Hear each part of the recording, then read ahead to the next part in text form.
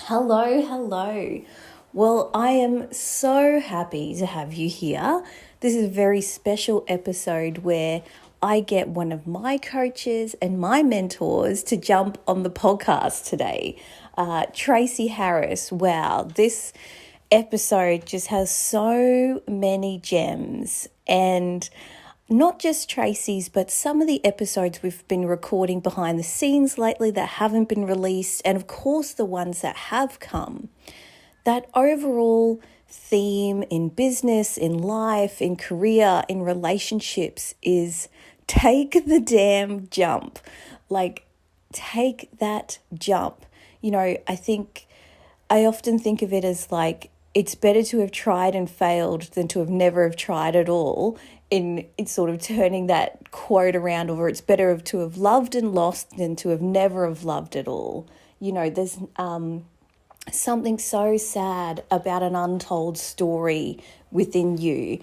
And I hope these stories inspire you to take that jump, whatever that jump means for you. For some people, it's taking the new job. For some people, it's cutting back on the work and spending time with the kids. For some people, it's jumping into a new relationship. For other people, it's letting go of another relationship.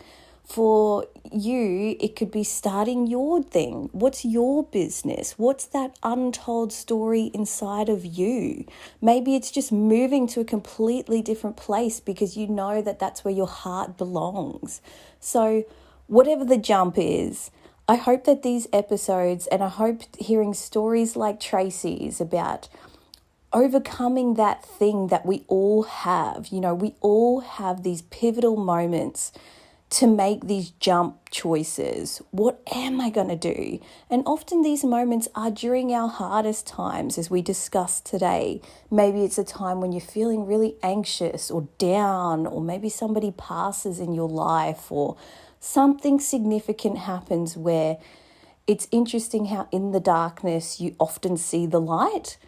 So I hope that whatever that thing is burning inside of you, waiting to come out, with hearing episodes like today's one, they come out. And of course, today's episode is inspired because Tracy has helped me with Savasana Collective, this business that is connected to this podcast, where we do retreats, we do courses, coaching, therapy, we do events, and we also, of course, have our Wild Ocean Co. membership that's going to be opening up again later this year. And if you ever feel like, I'm just connecting with what the words were saying, and you want to go deeper, you want to do some stuff for yourself, any of our courses, events, retreats, coaching, the Wild Ocean Co membership can help you get there, because we've seen hundreds, if not thousands, of these stories that we're hearing like Tracy's today. So we know those tools to just help you live the most aligned life possible. Now, I'm going to shut up and get on with the show, because this episode is an absolute gem and I know you're going to love it. So let's jump into the 4Q podcast.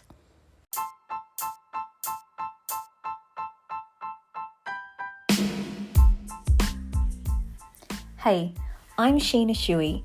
I'm a registered social worker and host of the 4Q podcast. I'm passionate about normalizing, not pathologizing life, and that's not easy. So each episode, I have amazing guests on to share the messy, beautiful ups and downs of life in 4 key questions with tips and tricks along the way.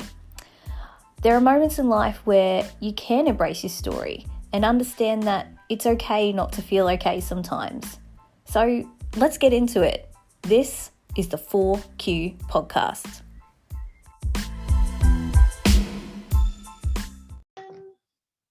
Tracy, how are you? I'm so thrilled to have you on.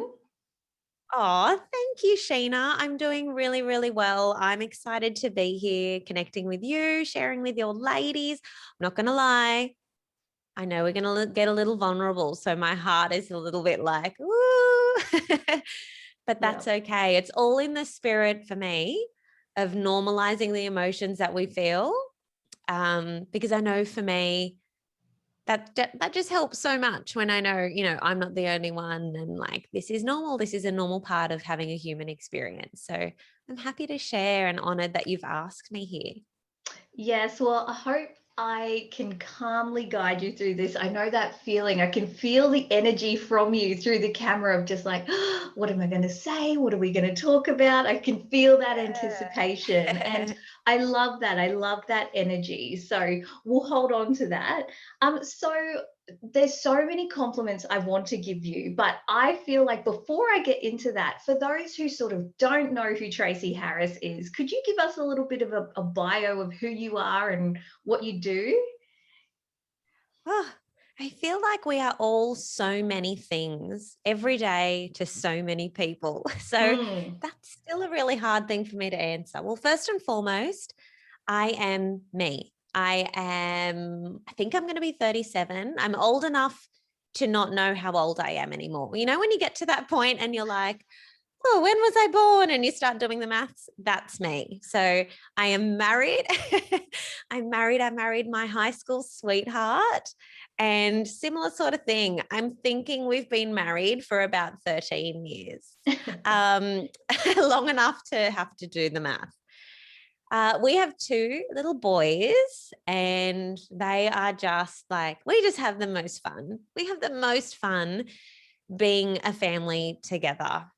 We love traveling. So prior to COVID, we were really big on traveling. Prior to becoming parents, my husband and I had traveled every year for 10 years. And we'd seen and explored so many countries together. And then once the boys came into our lives, we were traveling with them. And then, of course, COVID happened. And like everybody else, we were at home, just kind of exploring our own 5-kilometer radius and making memories at home together. But we've loved it. We love being at home. Our whole business is designed so that we can kind of be there for our boys and be there for each other. That's not to say that it's always rosy. It's certainly really challenging when you spend so much time together. But we wouldn't have it any other way. And what else can I say about me? I love myself a smoothie. I love smoothies every day. I love coffee. I love hanging out with my girlfriends. It's becoming a little bit easier now to hang out with friends. I breastfed both of my boys, and so I was feeding for the last 6.5 years. Good And Lord. recently, so only about 8 months ago at the time of this recording, Mm. did I kind of stop feeding my youngest. And so I'm only new to getting out there and really like socializing at night with girlfriends and things like that. And I love it so much. And finally at a place where I don't have that mom guilt. So yeah, I feel like I am very much just like probably a lot of your listeners. Yeah. I have a business. I have an online business as well. It's called Mums with Hustle. And at Mums with Hustle, I help women start, grow, and scale their own beautiful, heart-centered businesses online, largely through Instagram marketing. So yeah, that's what I do. And I absolutely love what I do because I want to see more women having economic power in their lives and in their relationships and having choice. And I don't believe we have to choose to fit in any particular box, be that a stay-at-home mom or a working mom. You can create your own box. That's what I say. And just be fully you and just live your definition of a joyful, successful life, because that looks different to everybody. So I hope that's a nice explanation of me and what I do. Awesome. Yes. Well, I a couple of things I just noticed off the bat from that. I love that it's hard to introduce yourself nowadays, right? Because a lot of people are sort of trying to sort of say, look, I'm not my job, right? You know how like you go to a party and you go, what do you do? You know, like that's like a first question. And it's really awkward because you sort of go, am I defined by my job or my title? So as you were saying at the start, sometimes doing your own bio can be difficult because you're sort of like, where do I start? You know, I have so many Yeah. roles of who I am. So, you know, I love that, yeah, you led with who you are as a person, and then your job is just part of that too. So I love that. The other thing too is what I love about you, Tracy, and what sort of gravitated me towards you. So for those who are again new here, I have joined Tracy's membership, and I connected with Tracy. I think it was in the membership about 10 months ago now, 9 or 10 months. That's when I first sort of gravitated after listening to your podcast, Mums with Hustle podcast. And what I loved compared to all the other, you know, business coaches out there, or life coaches or psychologists, or, you know, whoever else out there, I love that you always talk about the balance of what life do you want first, and then create a business around that, rather than creating your life around business. Because I think that's where so many of us, like from childhood, you know, it's all about the career and the job, and choosing that first, and then going, oh, Yeah. but fit your life around that later, you know. So I love that you encourage so many women in particular to really get clear about what's the kind of life that you want to live that's balanced to you, then create a business that fits that. So that's something I don't see everywhere, and I think that's really refreshing. Oh, thank you for affirming that, because that's 100% how we try to live ourselves. And it hasn't always been like that. Like 100%, I was on the path of do really well at school, get into university, do the thing that allows you to use as many of your, at the time it was UAI points. Um, you know, so, you know, you should be doing something that, like, you know, something that really showcases how smart you are. And happiness kind of came after that. And I had this one, and I still do have this one really beautiful friend. She's incredibly intelligent. I can't even remember what her score was at the end of year 12, after those studies, but she could kind of pick from anything that to go and study at university.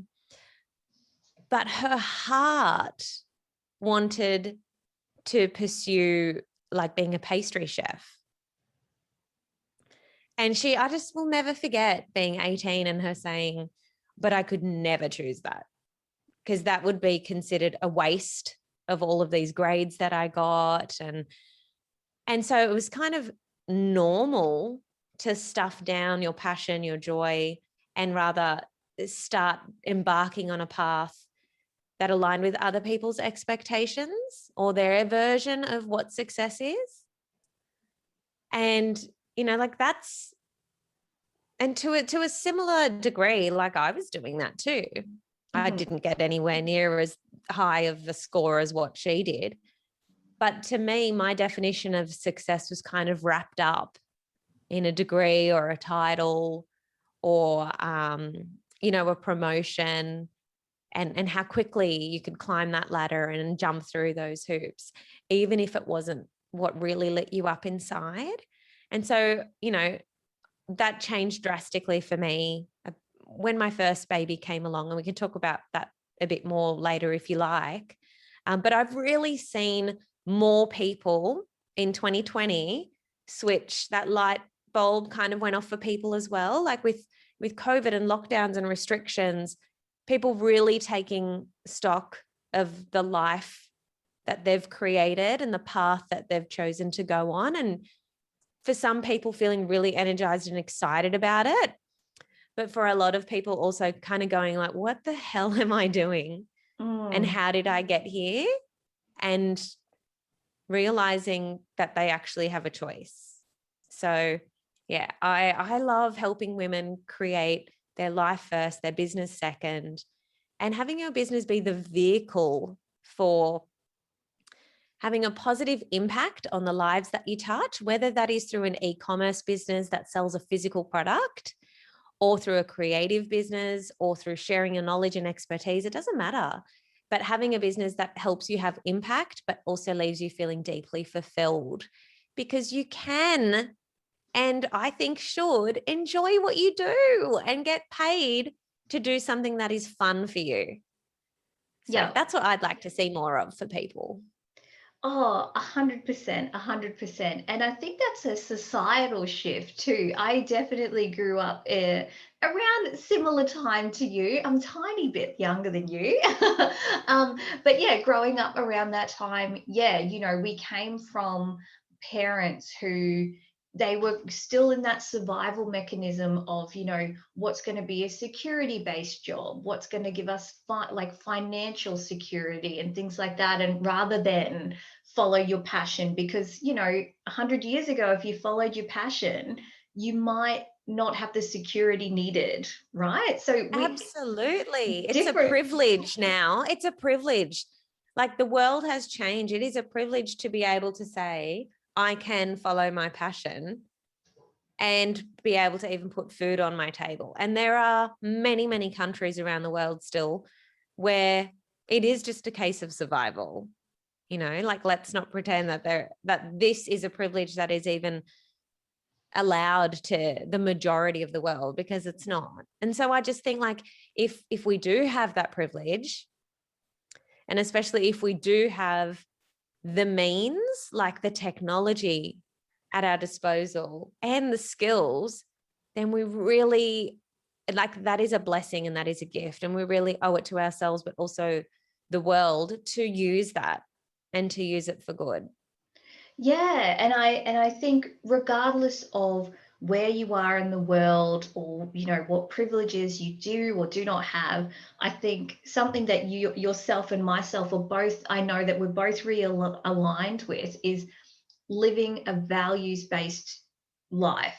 Regardless of what you have, that's all you can hold on to. And in Viktor Frankl's Man's Search for Meaning, that's quite a popular book, and that basically, for those who haven't read it, he was a Holocaust survivor and went through some really atrocious things. But he was basically like, as long as you live a life that's aligned with you and you make meaning, then whatever happens to you, whatever you do or don't have, doesn't matter, because you can say, I acted in a way that aligns with who I am. So that's so important. So we got deep really fast there, Tracy, which is just no surprises there. But I want to get into the second R of our 4R formula, which is sort of the basis of our 4Q podcast. So we've got reflect, redefine, redesign, and realign. So we're up to the redefine. We know who you are now and kind of a gist of what you're about.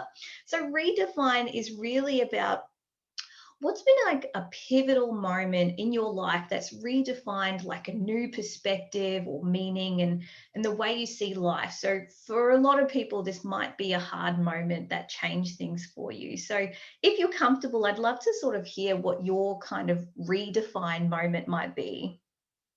Yeah, well, for me, it was becoming a mum. And I think a lot of us relate to that. All of a sudden, we see the world in a different way. We can even become more risk averse because we're trying so hard to protect this beautiful life that we've just created. But returning, and we're really, it's at this time where even if you've never really thought about your values, they kind of pop up for you and you kind of realize, oh, no, I don't hold that as a priority anymore. Or no, I'm not going to continue on that path. And you start to figure out what feels good and what doesn't feel good. Or like you said, what's in alignment, what's not in alignment with who you are and what you value. And it can be pretty confronting, especially if you haven't really been clear on what those values are up until that point. So for me, I didn't know how motherhood was going to change me on a psychological level.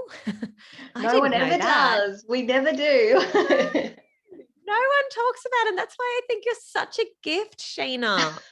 You're such a gift. like sharing this content. Like, you don't have to be sitting here creating these podcast episodes for your community, but you are. And so, I just want to thank you for doing that. I know the time it takes. I know the vulnerability it takes to jump on and share your voice and your thoughts and your expertise. So thank you. But yeah, returning to work was really challenging because I was instantly faced with, well, these are the values at this place. And this is how we see mothers and working mothers. And it was very fixed and it was very clear. And it didn't align with my idea of being a mom, being a working mom. Those two things didn't match. And so I hit the fork in the road. It was very apparent. And I was actually asked to choose, do it like this or hand in your resignation. Like, there's no space here for you. And so I chose to I think the advice was go and take like a mental health break. Don't make a decision while you're under this stress and this pressure and all of that. So that's what I did. But in the end, I ended up choosing to step back once I did have a really clear head of the whole situation, because to give up a career that you loved, that you studied, I don't know, 6 years for, positions and promotions that you worked so hard for, it's very, and that guaranteed income, that certainty, that safety that comes with being an employee when you are a parent with a mortgage, like that's really frightening. So I needed to not make a decision whilst I had anxiety and was going through that, but once I was better. So I did that, and I'm so grateful to the person that gave me that advice. So grateful. So yeah, for me, it was okay. It was that moment of, this isn't feeling in alignment for me. And I could see where the path was headed for my life, for me as a mom, for our whole family unit, knowing I wanted to have another baby in a couple of years and just not feeling like that was a healthy place for me. Yeah. So I did decide to step back. But yeah, that was my redefining moment. And from there, I still knew, Sheena, I still had the same brains. I still wanted to work. I just had to change the context. So change the place.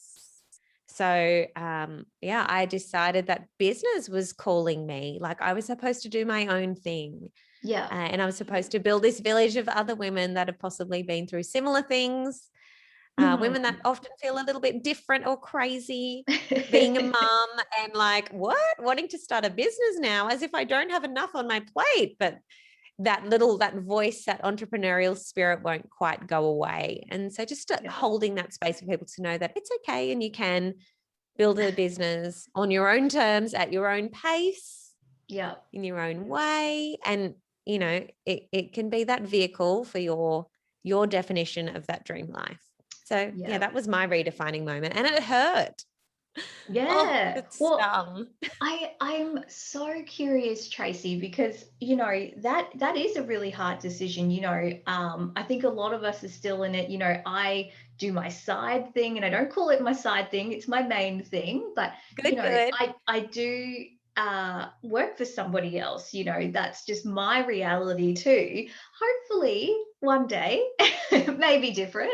But I think about that risk, Tracy, of how like I'm sort of picturing, as you're describing it, picturing yourself, because I think a lot of us have been there, that point as a mum when you have to go back to work. I still think back to my own moment, like it's this gut-wrenching feeling of like, I still have a mortgage to pay.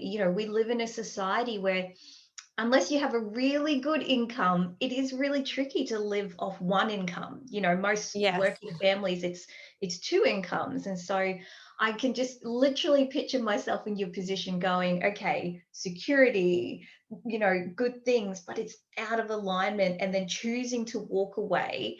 I'm curious, like, what tools or like what characteristics do you have inside of you to maybe have given you that strength to go, I'm actually going to choose something else, and if it helps with you answering this question, I know a theme that sort of happened with other guests on my podcast is who've been in similar situations, that fork in the road situation. Some of them have, in that time off, had like a spiritual sign or like just this gut feeling, or just, the universe directly going, this is what you meant to do. I'm putting it in front of you. What do you think it was for you? Like, because it would be, there are many people who wouldn't do that, who would have just gone, you know what? I know this sucks right now, but it's, the security for my family or whatever, or I'll just sacrifice my own mental health for the good of my family, which we all know ends in disaster. What do you think it was that led you to go, actually, I'm going to walk away and I'm going to start something that I don't even know how it's going to manifest, but it's going to? Yes, such a good question. Oh, because I feel like I did try to stuff it down for, at least the whole of my pregnancy. I could kind of see all of this happening the whole second I said I was pregnant. And then little moments while I was on maternity leave. I was on maternity leave for about 13 months. So it was around 2 years that I was already feeling like I was on the outs. And I would just stuff it down and be like, well, it's normal to not enjoy going to work sometimes. It's normal to dread Mondays. We live in a society that dreads Mondays and lives for Fridays. That's normal. You're not supposed, it's not supposed to be easy and fun going to work. Suck it up. Like, what do you think this is supposed to be? And I was just like, no. Like, I got to that point and that fork in the road, and ultimately I was given the ultimatum too. So that always helps you face your biggest questions. And I'm just very aware that everybody has different belief systems and things like that. But for me, I am a Christian. I am Catholic. And so for me, I knew in that moment it was bigger than me. Like everything was a God moment. Everything had the Holy Spirit in it. Everything was happening for a reason. And I could feel that presence, and I could feel that I was not alone in that, even though it felt so painful and so hard. So I just trusted that presence, that God presence. And because I do believe that we're supposed to live a wonderful, beautiful life and live it to the full. Like, as a Christian, that's what we believe. So I was like, okay. And I just kind of followed that divine feeling, call it blind faith, even though in that moment, I was suffering with extreme anxiety and depression also. I couldn't have that faith in myself, but I could have that faith in that higher being, I guess, or that essence. So for me, it was definitely that. It was a faith thing that pulled me through, because I couldn't see through the fog. I couldn't see a different alternate scenario. I couldn't see things playing out positively. I was just like a deer in the headlights. Like, I just needed a nice voice to follow. And so that's what I did. And I'm just forever thankful that, I have that element, that faith element. I'm really, really grateful for that. Yeah. Well, I know as a working mum myself, like, hats off to you, because that would have been such a gut-wrenching decision, because before we have children, our careers are our babies, right? Like, we work so hard, you go all the years at uni, or, all the hours spent, crafting your trade, or whatever it might be that your career is prior to children. And then after children, it's this burst of, it's forced upon you what is important. And I've only been in business for a year, and my son is only just turned 3 at the time of this recording as well. And those two things are the biggest personal development lessons I have ever had. Oh, yeah. parenting and starting a business. So, you know, I don't think anything else pushes you to really ask yourself what is important, and then how can I make what's important at the forefront of my life. So yeah, hats off to you. So that kind of leads us to our third area, which is the redesign. You know, after this moment, like having to choose between, you know, the career you've been working for and motherhood and what life felt like what felt right. You know, I'm curious, what tools did you use to sort of redesign your life for the better? You know, how did you go from that to where you are now? Yeah, well, I had my whole identity wrapped up in what I had studied and the role that I had. And I didn't really realize how much light and emphasis and how much of my identity was really attached to those external things rather than who I am like as a person and at a soul level. So that's why when you even asked me to introduce myself at the beginning, it's really easy to default and say what you do and, you know, all of your accomplishments and blah, blah, blah. Like I could have said, I'm an ex-teacher turned 7-figure online entrepreneur and I help women, blah, blah, blah. Mm-hmm. But I'm a person first. So like trying not to get attached. But I realized in my career, like I was really attached to that. So unraveling that and redefining that was a process. And it took a lot of undoing. And so for me, first, it was like my prayer life. That was always there. That's always been a constant thing through my life. In addition to that, it was also professional support. So I saw my GP and he put me on a mental health plan, and I found a psychologist locally and I started seeing her. But I needed more tools. So in addition to that, I don't even know how it happened, but I came across Brene Brown's work. So this was about 7 or 8 years ago now. Yeah, 7 years ago, I would say. Mm-hmm. So I don't even know what book she had just released at that point. But I started listening because I was pushing the pram daily, trying to settle this baby that didn't like to sleep without motion. I had to always be pushing the pram. And so I would listen to her audiobook, and it was just, so helpful. So helpful. That I think I would just encourage everyone to just try all the things.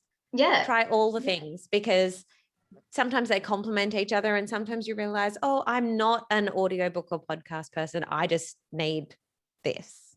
Yeah. But I needed lots of things. And so, yeah, it was definitely that. And then I'm so blessed that not long after I had finished Brené's book, I then got to see her live in Sydney, and it was just amazing. And I think I paid $50 for my ticket because she wasn't quite known here yet.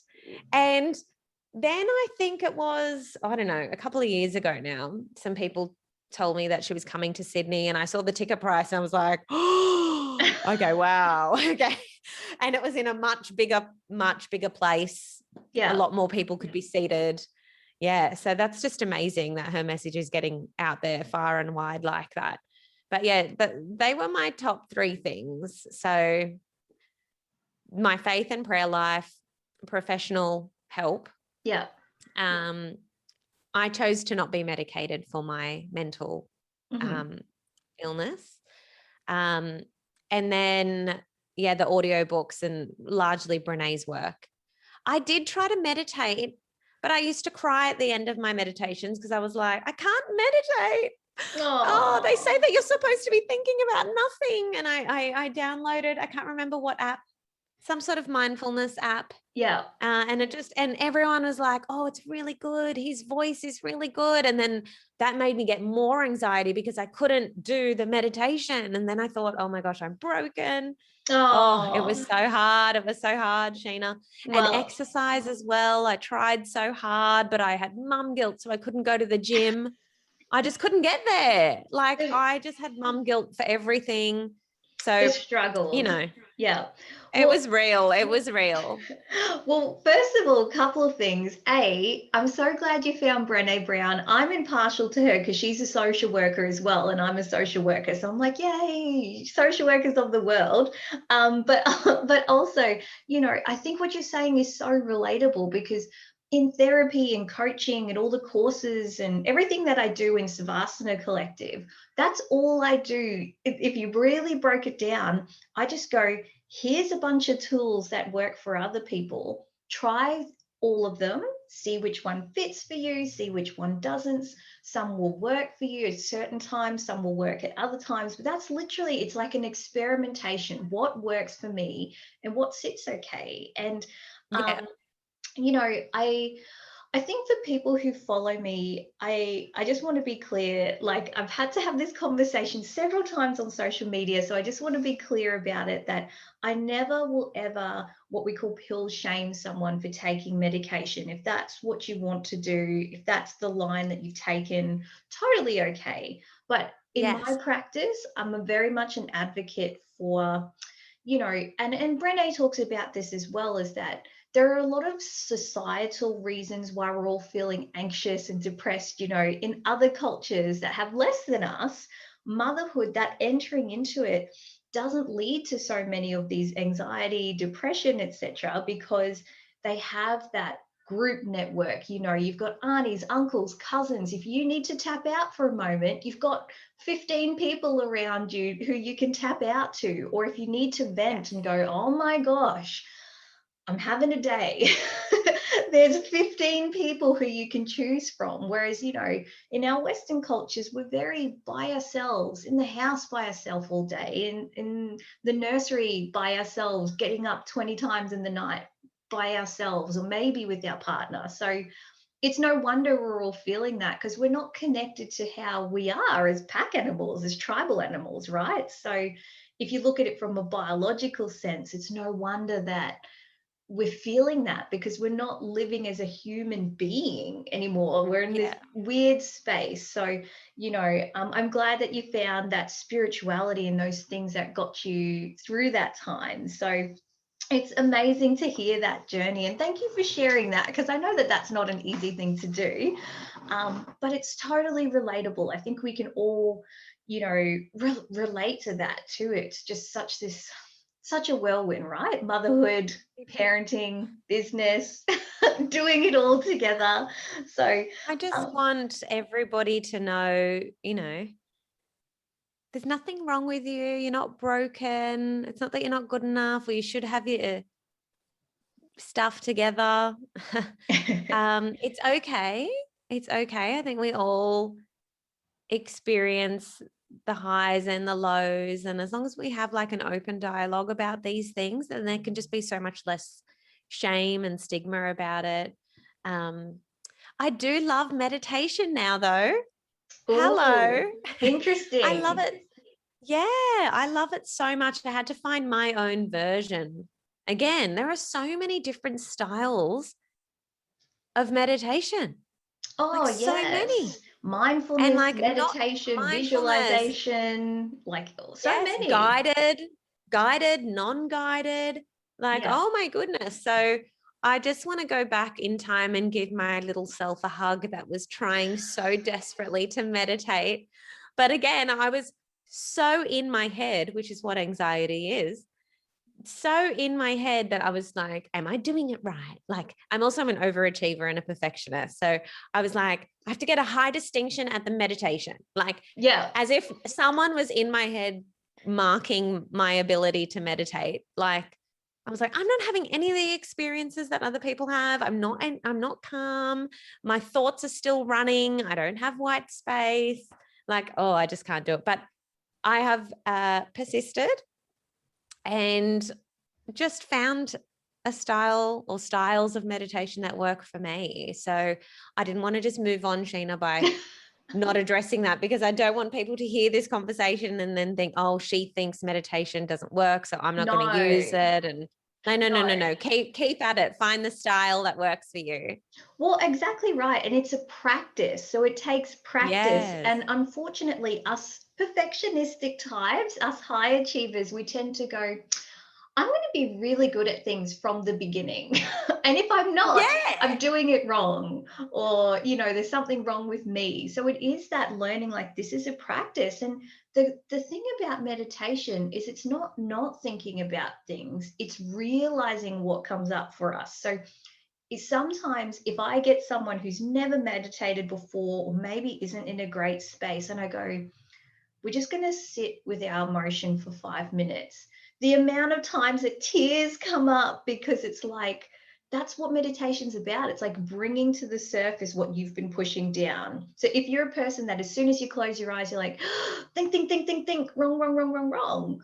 That in itself is a lesson that's what you do, Yes. right? So Yes. yeah, again, so useful for so many things. And I think when people can go to a place where they meditate, it shows that you've progressed, because sometimes, I don't want to say that meditation is for everyone, because sometimes when we have unresolved trauma, i.e. unresolved issues from the past, meditation can feel like an unsafe place because our nervous system's dysregulated. So it's just being aware that sometimes meditation isn't right for us right now. Doesn't mean it always Yeah. won't be, but as we heal ourselves and as we grow ourselves, there'll be a time and place for it. And sometimes it's just the messenger of, you're not okay right now, and that's okay, Yes, So that's the message.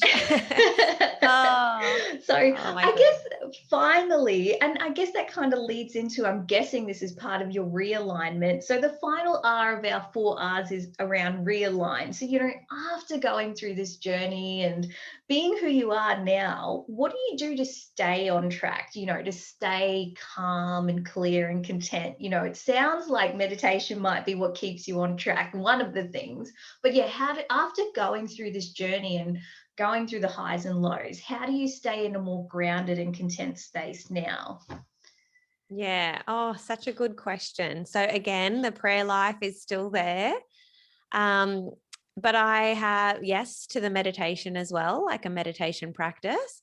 And for me, being that overachiever and perfectionist, I wanted to say, well, I had these expectations of myself that to be good at meditation, you have to do it for this long, this many times a week, and it should be part of a morning routine that you do consistently. And no, I've thrown all that out the window. I just meditate when I feel like I need to meditate, and that's okay. What else do I do? I really am mindful of the conversations that I have with people and the energy that I'm around too. So if I want to be a certain type of mother, then I surround myself with other women that are, on that journey as well. Or I could kind of look up to almost like a mother myself. And this was a classic example of that was for me to say, it was a family decision that I would feed my babies until they chose to self-wean. I know not everybody shares that same value. That's okay too. I don't think there's right, there's wrong, there's just different, and being okay with what's different. So that was a choice that we made. So for me to be able to do that, I had to kind of surround myself with experts like midwives, other women that had fed into the toddler years that I could kind of go to either for advice as different things came up or emotions would come up for me, and have that social support. But it's not just around nursing and breastfeeding, it's also around business. So when I think about myself as an entrepreneur and a woman in business, like what village do I need to have around me that helps support me in a safe space? Because there are more people out there that don't have their own businesses that are telling you it's risky, stick to, take this direction in life. And so if I've decided that business is a thing that I'm really serious about, then I make sure that I'm part of several business communities, and I've always got a mentor, And I've got peers that are really keeping me on track with that as well. So that's kind of like, the mum side, the business side. And then just me personally, I mentioned the faith and prayer life, meditation, but also self-care. So I didn't realize that even prior to becoming a mother, I had rules for myself with my own self-care. Mm-hmm. And I just, so I was a teacher. I don't think I even said that in this episode. I've talked about having a career, but I didn't talk about that I was a primary teacher. And so I developed this mindset as a teacher that I could only go and get a massage in the school holidays. Like I'd have to make it through the term and then reward myself. And other things too, like getting my hair done or getting my nails done or whatever the act of self-care was. And when I think about myself prior to being a mum, it was usually those sorts of acts of self-care. Now that I'm a mum, self-care is having a shower and not rushing through it. Like, yes, I'm going to shave my legs in this shower. Yes, I'm going to do the cleanse and the scrub. Actually, I'm going to put a hair mask on and not feel bad about how long I'm taking. So my self-care acts have kind of changed a bit. But I noticed that I did have this habit around self-care being a reward and not a requirement. Yeah. And so I carried that through into motherhood. And I would say more so over the past 12 months, that has really started to shed. And I'm having guilt-free experiences of self-care. Little ones, little moments to longer ones, hanging out with friends and feeling good about it, or going for a walk by myself and feeling good about it. So yeah, self-care is a huge thing that is helping to keep me grounded. I just wanted to touch on that because I know something I hear from the ladies in my community. We can feel so bad about doing things for ourselves. So I don't know, maybe are you thinking about self-care as a reward or a requirement? And I've definitely switched. Like it's just a requirement. Oh, fantastic. And that's exactly, the mindset we want to take. Like, I think,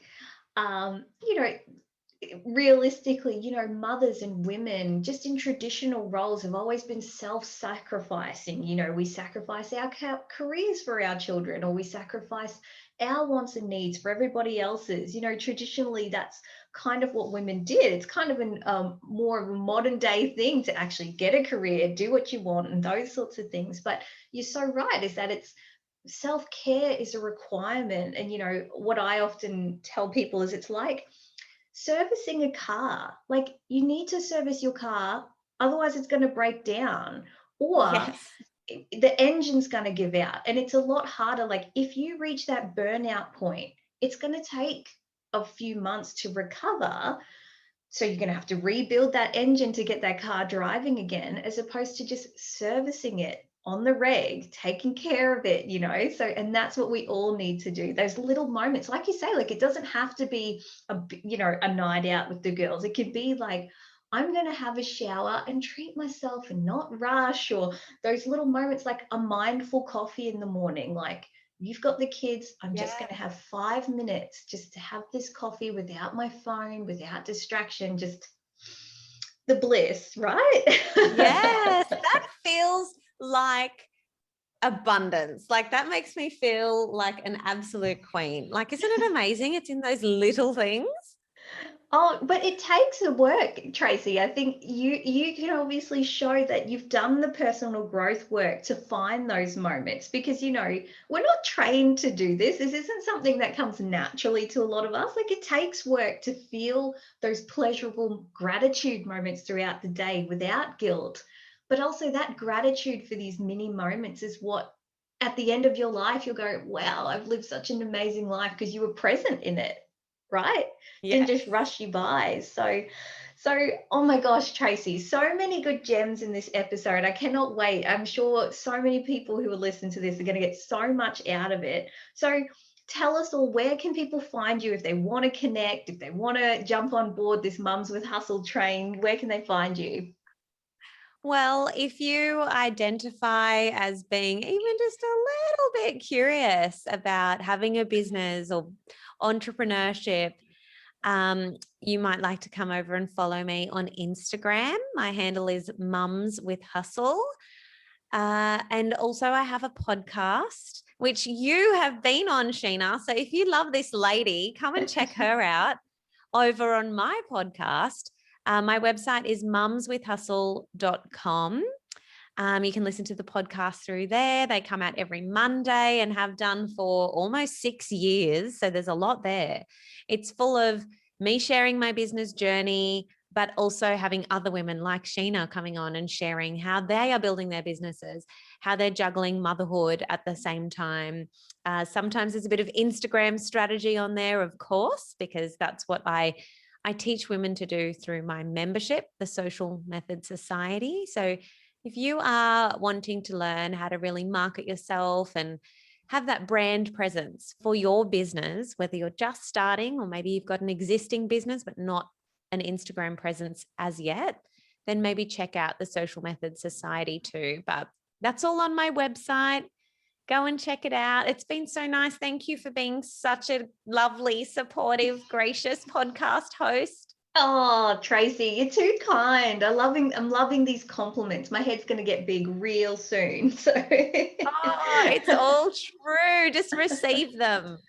Oh, thank you so much. And yeah, I cannot wait to share this with you. All Tracy's details will be in the description. So jump on Tracy's train. I know I have, and it's changing me for the better. So, thanks again, Tracy, and we'll talk to you next time. Yes, thank you. Thanks. Bye.